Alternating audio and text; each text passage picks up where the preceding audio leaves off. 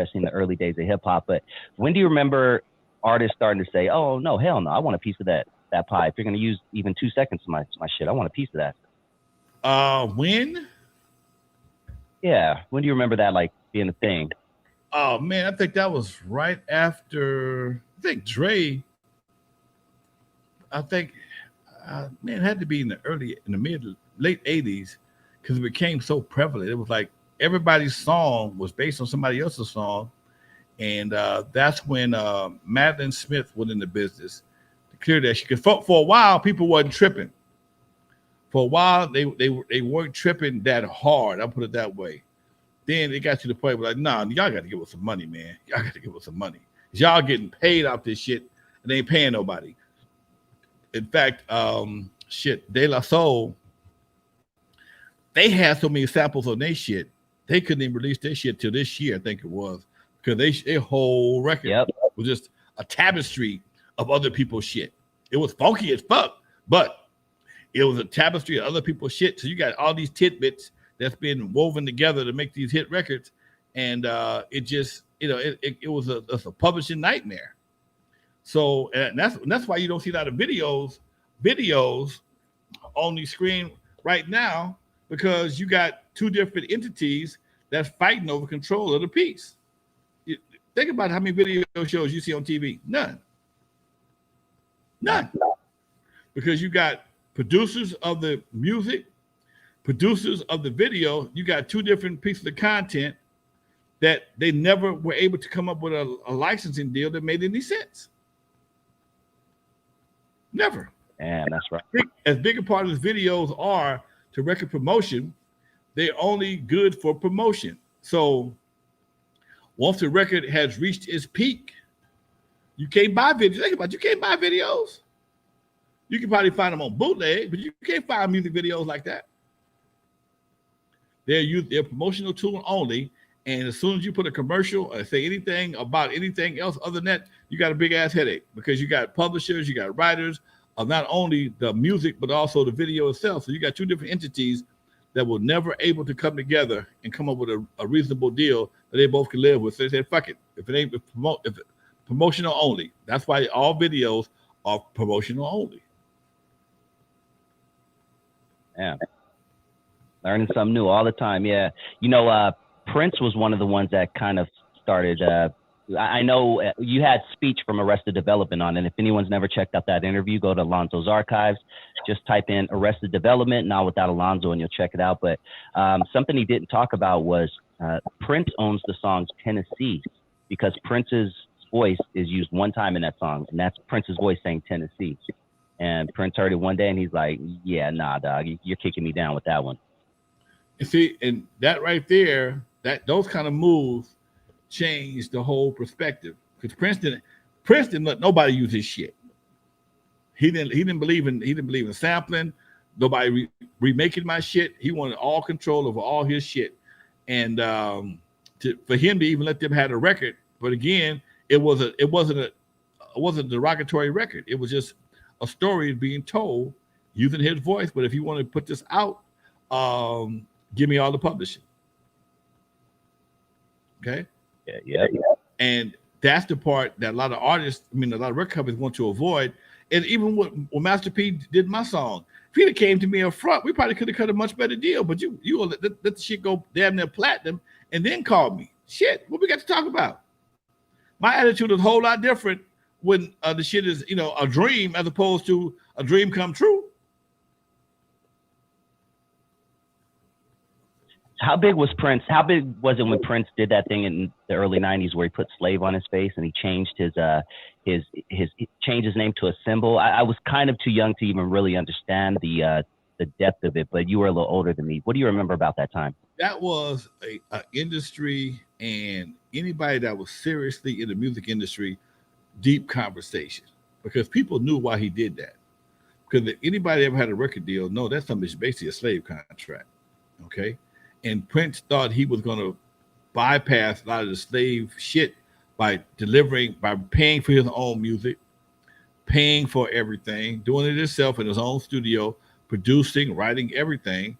And even though he did it himself in his own studio, they still wanted to give him the same damn deal. Why am I give? Why you give? I didn't use your money. Why are we? I don't just distribute this shit. Well, I don't care. Fuck you, pay me. Hey, Lonzo, real quick. We played this a couple months back, and you said you were going to look into it. But a rapper by the name of Night Owl also used one of your samples, and we played it on the show. And when I posted the video, it actually got a copyright that says Night Owl is the owner of this song. So I'm just putting a reminder because Derek just reminded us about that. It's hard to hit Night Owl because Night Owl dead. Okay, we went after his ass, trust me. And it ain't over yet. It's just that first one, the song is old as hell, and two, him being dead, it don't help situations at all. And I got my publishing girl on it. She looked into it that same. In fact, she watched the show a lot of times. She dug it up the same day, and so that is kind of the dilemma. I got some other bigger fish to fry right now with YouTube and some of these other people that's living. They got money sitting on waiting on my ass. So once we get through with the low hanging fruit, we're gonna climb the ladder and get some more of that fruit on the top of the tree. Yeah, I probably didn't sell too many records. Yeah, R.I.P. to Night Owl.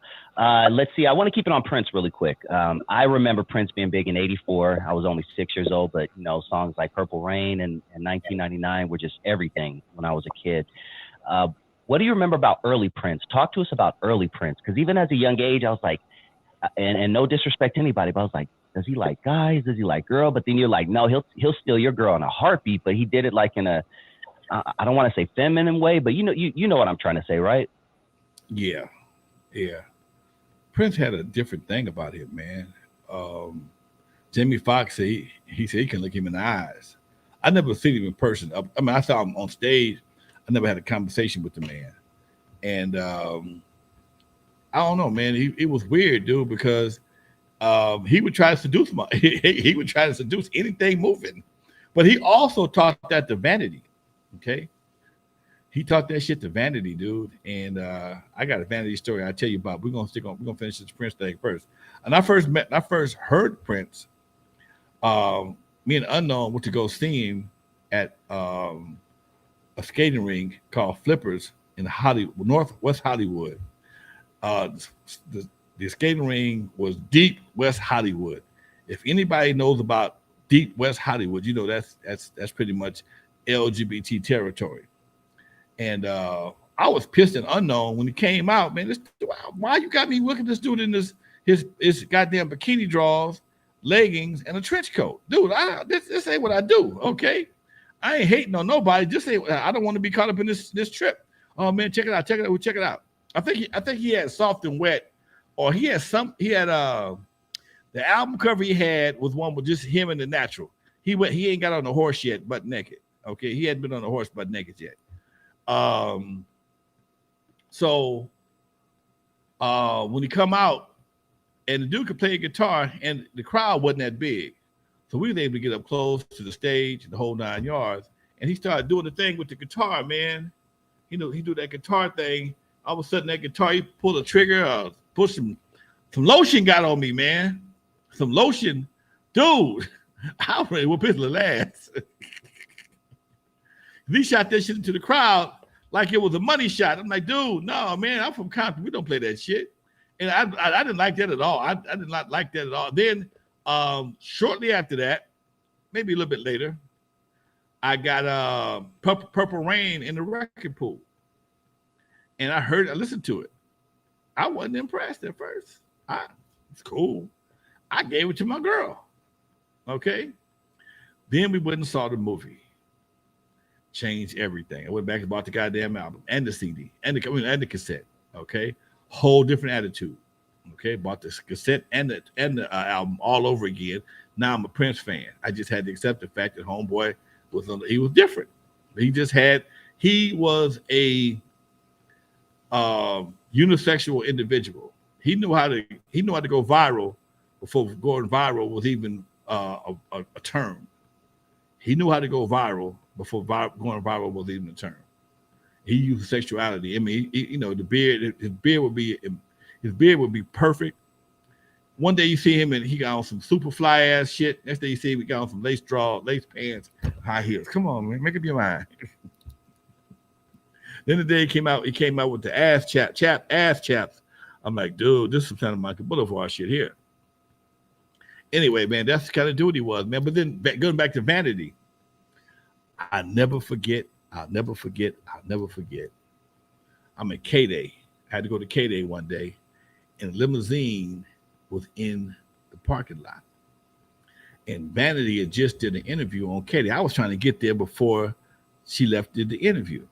So I parked my truck. I'm dropping off the traffic jam. It's like 4 something. I'm late already. And I passed by the limousine and the window came down. And she said, hello. And I turned around, it was Vanity. Nigga. Wait. It was Vanity.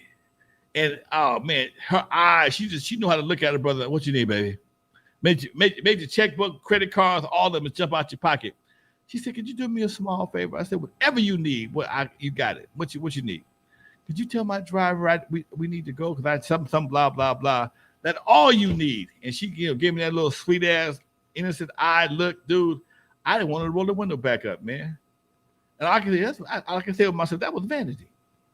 I have met 2 of the women that I've always had life crushes on. Vanity was one, and Thelma from Good Times was the other.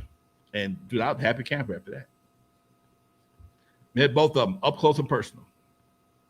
But Vanity had that come hither appeal. You know, that you think you got action. You ain't got no action, but you think you got action. Because the way she looked and the way she talked to you, she's like that's her stage persona.